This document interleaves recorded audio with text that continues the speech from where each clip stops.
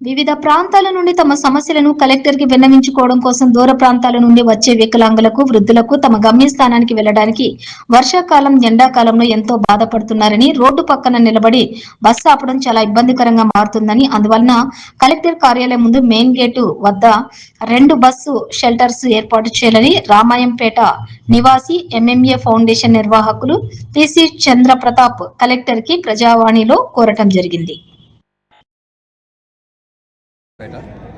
మెదక్ జిల్లా social organisation Manimangalam అని చెప్పేసి from the past 20 years we have been rendering the services to the poor and needy. ఇక్కడ ఒక సమస్య ఒక 2 years నుంచి 1.5 year నుంచి ఒక సమస్య ఉంది. ఏంటంటే ఎవరైతే ప్రజలు వస్తారో కలెక్టర్ ఆఫీస్కు చాలా దూరం ఎక్కడెక్కడ నుంచి వస్తారు, వికలాంగులు వస్తారు, వృద్ధులు వస్తారు, ప్రజలు వస్తారు. అక్కడ మెయిన్ గేట్ దగ్గర షెల్టర్ లేదండి. ఏదైనా బస్ గురించి వెయిట్ చేయాలన్నా కూడా కూర్చునికి స్థలం లేదు, ఒక నీడ ఉండదు. వర్షాకాలం అయితే వర్షంలో నానుతారు, ఎండాకాలం అయితే ఎండ విపరీతంగా ఉంటుంది. కనీసం 5 నిమిషాలు నిలబడలేం ఆ ఎండలో.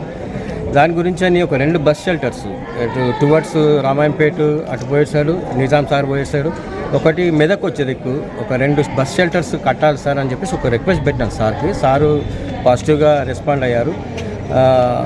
అది కడితే ఏంటంటే వికలాంగుడు ఎవరైనా మామూలుగా బండ్ల మీద వస్తారు, ఏం లేని బీదలు ఉన్నారు చాలామంది చుట్టుపక్కల, అంతా రైతు నుంచి వచ్చిన వాళ్ళే కదా. వాళ్ళ గురించి కనీసం ఒక 2 బస్ షెల్టర్స్ ఇమీడియట్గా కడితే బాగుంటుందని నా యొక్క ఆలోచన. Thank you very much. Medak జిల్లా